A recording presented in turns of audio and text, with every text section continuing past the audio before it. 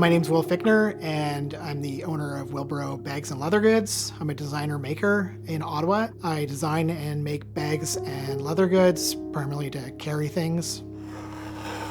I started when I was a teenager making bags, actually messenger bags. I'm a big cyclist, and back in the day, you couldn't really buy messenger bags in Canada, so I decided I was going to sew my own. My dad used to make climbing harnesses for himself back in the 70s.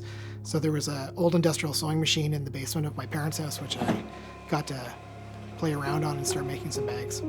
I mean, for me, I just always have this need to make new things and create. It's like if I don't have an idea kind of brewing in my mind, I go a little bit crazy. So there's always something new, usually something related to something I want.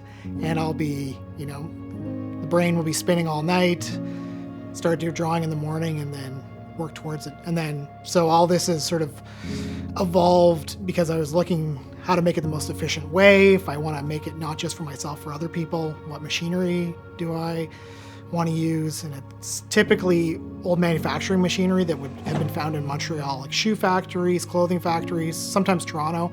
But as those industries sort of have shrunk over the years, there's been a lot of surplus.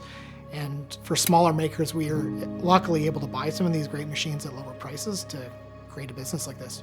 I work a lot in leather and complementary fabrics. You might see a lot of canvas, wax canvas.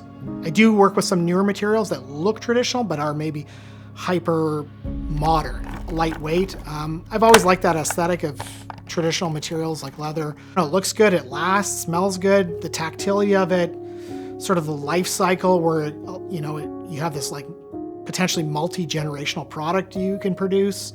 This is theoretically something you're going to pass on to kids, grandkids. One of the first leather products I made after making fabric bags was a leather belt that was based on my grandfather's World War II belt that had been passed down to my dad and then to me. And I thought it finally wore out after I wore it for maybe 10 years. And I said, okay, I want another one the same.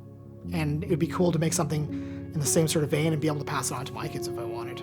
So that runs through everything I make. I always think about it's got to be super durable. It's got to be well thought out. I hate making things that don't work. If a product doesn't work, it's not being made by me. I mean, a prototype is basically binned if it doesn't work out that way. It's, sometimes a bit of a solitary thing, but it's also very rewarding because your vision goes from sort of nothing to this final product, which it's always impressive. I mean, maybe not impressive is not the right word, but it's kind of like this magical journey where you have this idea and then there's this final thing at the end where you're, wow, that came out of my brain, which is pretty neat.